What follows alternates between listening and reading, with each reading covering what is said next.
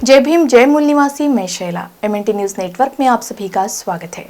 नई दिल्ली में हाल ही में लाए गए कानूनों में से किसान और मजदूर विरोधी कानूनों को लेकर एक विशाल आंदोलन निर्माण हो चुका है, जिसमें देश भर के 52 संगठनों ने किसान आंदोलन को समर्थन दिया। इनमें बामसेब संगठन की ओर से बामसेब के राष्ट्रीय संगठन सचिव माननीय सुरेश जी द्रविड़ ने प्रमुखता से 15 साथियों के साथ इस धरने पर किसानों और मजदूरों का हौसला बढ़ाने पहुंचे। किसान और मजदूरों का समर्थन करने पहुंचे बामसेब के राष्ट्रीय संगठन सचिव माननीय सुरेश जी द्रविड़ ने अपने वक्तव्य में क्या कहा, आइए जानते हैं। बामसेब संगठन की ओर से 15 साथियों के साथ हौसला बढ़ाने पहुंचे बामसेब के राष्ट्रीय संगठन सचिव माननीय सुरेश द्रविड़ जी ने अपने वक्तव्य में लिखा है कि हम किसान और मजदूरों का हौसला इसीलिए बढ़ाना चाहते हैं क्योंकि आज किसान पूरे देश की लड़ाई लड़ रहा है। यह लड़ाई पूरे देश के लोगों को लड़नी चाहिए थी, लेकिन पूरे देश की जनता बहुत देरी से इस आंदोलन में शामिल हुई।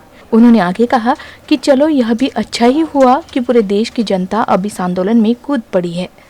अब यह आंदोलन सफलता की ओर बढ़ रहा है और तानाशाही सरकार को जल्दी ही किसानों के सामने झुकना होगा, और झुकना ही नहीं बल्कि इस देश की जनता से माफी भी मांगनी पड़ेगी।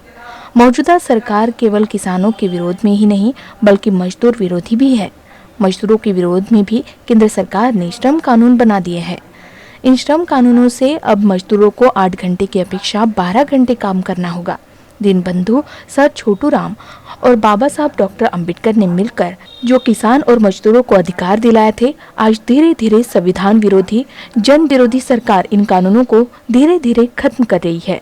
इससे देश की जनता इन जन विरोधी नीतियों को, कानूनों को सहन नहीं करेगी। वे आगे लिखते हैं कि दीनबंधु सर छोटूराम जी ने पाकिस्तान के मुल्तान जिले में अनुसूचित जाति जनजाति के लोगों को उस जमाने में 4,54,625 एकड़ जमीन बांट दी।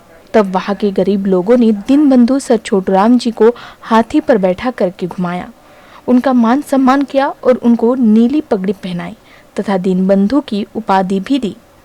आज देश का किसान, मजदूर, छात्र, नौजवान, कर्मचारी इस बात को जान चुका है।